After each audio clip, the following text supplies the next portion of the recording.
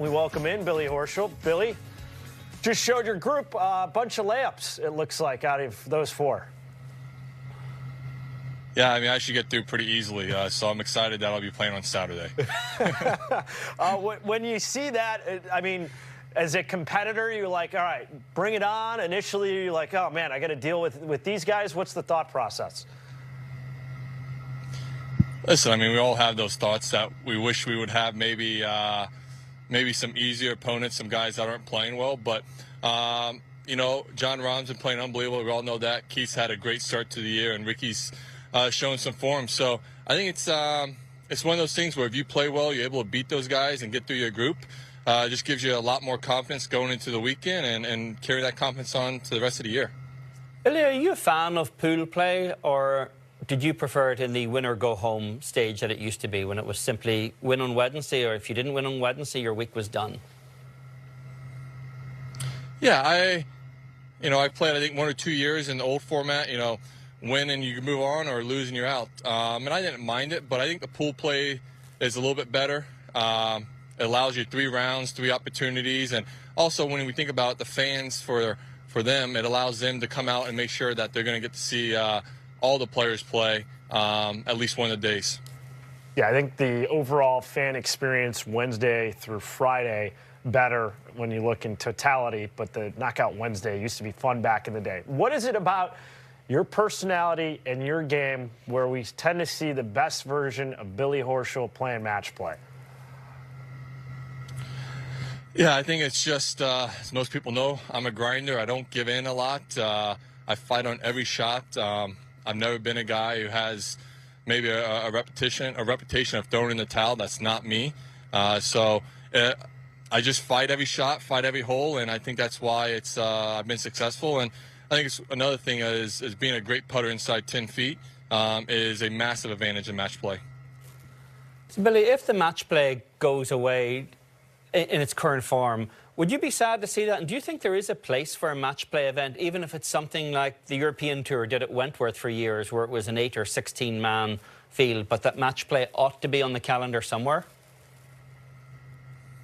I am sad that this event, as of right now, is going to go away, and I agree with you. I think we need to have match play, and I was a big fan of the World Match Play over in Wentworth on the European Tour. I think it was a great tournament, a great roster of players, and the who's who have won that event over the years. So hopefully someone comes into the game, preferably the DP World Tour or the PGA Tour, and creates a match play tournament again.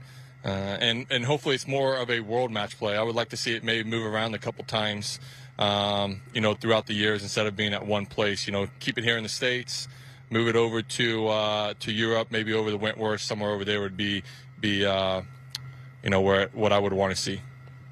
Billy, as an amateur, you were part of U.S. team competitions. It's crazy. I was looking at your career bio. You haven't been on a President's Cup or Ryder Cup. You've been close. You've been in the conversation. How big of a motivator is that, or is that something that you just have to let your game play well and then end of the season see if you're in the mix and then it becomes more of a focus?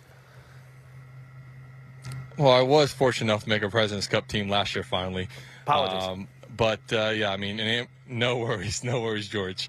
But I was, you know, in amateur golf, I played in the Walker Cup. I played the Palmer Cup. I was fortunate enough to play in those teams. And last year was finally nice to finally be a part of a team, the President's Cup team. But, you know, I'd be lying to say that the Ryder Cup's not the one I really want to be on. The Ryder Cup's where I want to play. The Ryder Cup has always been the one that I want to be a part of. And I've sort of always wanted to be a part of a Ryder Cup team that's overseas. There's something about going away from home and competing and sort of not having the full support of the crowd. That's always sort of stoked the fire a little bit. And then I think at the same time, the support I've had from the UK fans, from the European fans over the last couple of years of going over there to play has been tremendous, and I appreciate that. So maybe they wouldn't give me too much of a hard time across the pond.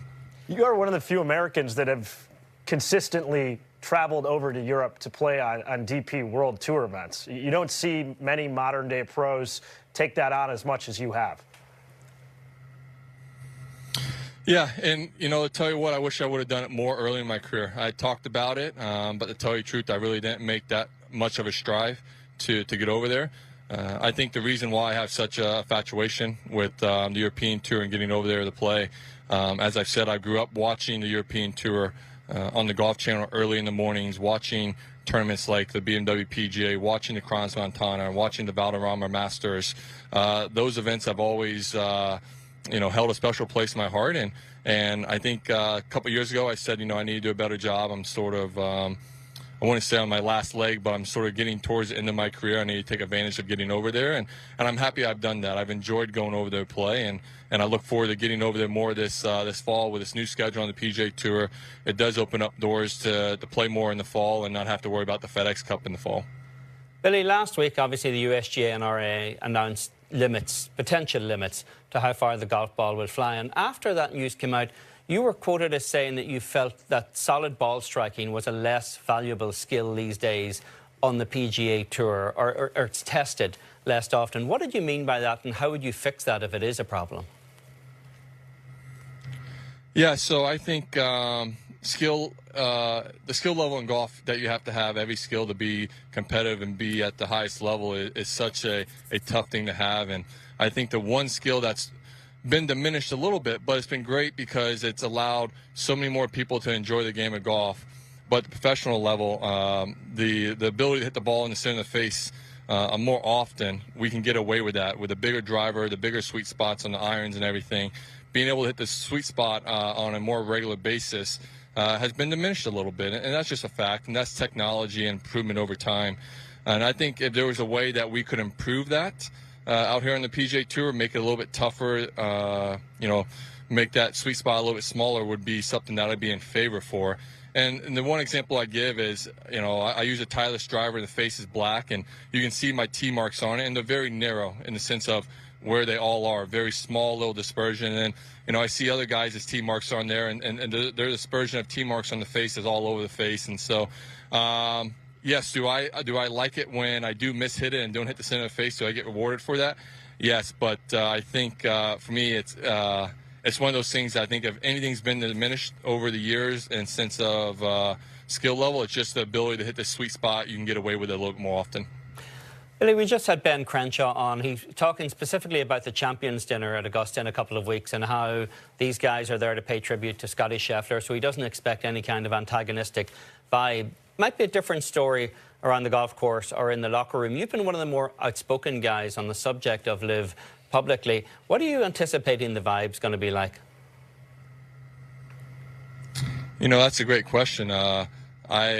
I feel like what I've said, I haven't really attacked any players. I mean, I've called some players out for just some comments that, some hypocrisy and some lies that they stated when they left. I'm just not a big fan of when you're leaving, throwing mud as you walk out the door. But I have a great relationship with a lot of those guys: Ian Poulter, Lee Westwood, Cam Smith, Mark Leishman, Richard Bland. A lot of those guys I still stay in contact with regularly, still talk to a lot. So for me, I'm not going to have any issues with any of those guys. It would be them if they have an issue. But, we'll see. I think we're all respectful. I think some guys, like I said, as over the years or over the last few months, certain guys out here on tour have taken it harder and are a little bit more, hurt by guys leaving certain things. But, for me, I've said I'm happy that those guys made a decision that rewards them financially.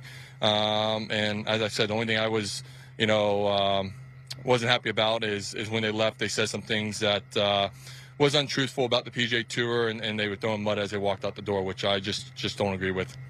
Is it kind of surreal how the last 12 months have unfolded in the sense that the pace at which the PGA Tour has now implemented all these changes? I remember you and I talking at Honda last year, and this was just starting to bubble up, but now the Tour has completely revamped the look, the product, and what things are going to resemble going forward.